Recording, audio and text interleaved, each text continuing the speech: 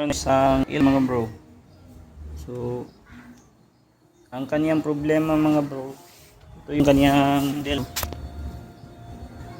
43 LG L1 LG5140.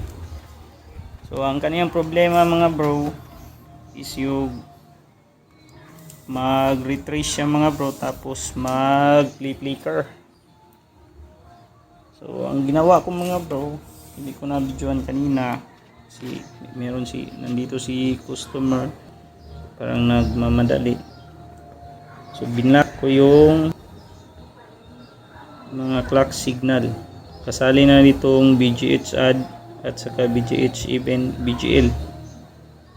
So yun, binlock ko to mga bro. So ito yung blocking ko mga bro. Yun.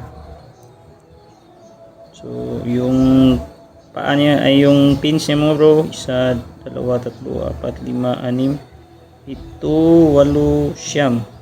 So 9 pins lahat mga bro, yung binlock ko mga bro. Sasali na ito mga bro.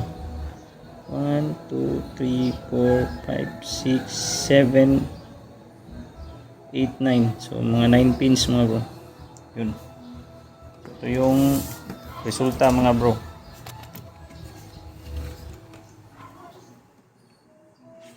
So normal na yung kaniyang display. So inobserbahan ko mga bro kung meron ba siyang ibang problema. So magka lines pa dito or ano ba. So ito yun mga bro. So ipa-final test ko ito mamaya mga bro.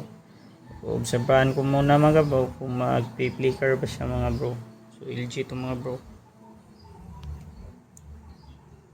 Tingnan natin mga bro kanyang reaction. So mag-observe muna tayo mga bro. So, meron na siya, nagkaroon na siya ng mga 5 minutes mga bro, 3 minutes. So mga 30 minutes tingnan ko to mga bro kung mag-flicker ba siya o magba-bar lines. So bar lines and flicker yung problema nitong LG na to mga bro.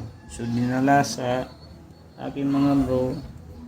So technician din yun mga bro. So nagpatulong sa akin mga bro. So yun, tingnan natin mamaya mga bro kung may magbabago ba siya mga bro, mag-iiba ba yung kaniyang o magkaroon ba siya ng lines at saka flicker.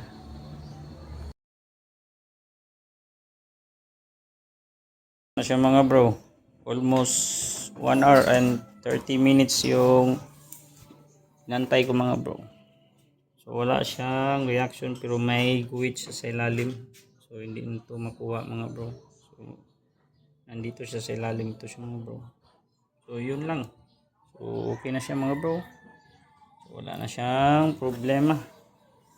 So ipipix na natin mga bro for final test. Praise God. So ito yung black mga bro. Ito lang mga bro. Yan. Black mo yan lahat, kasali itong sa baba.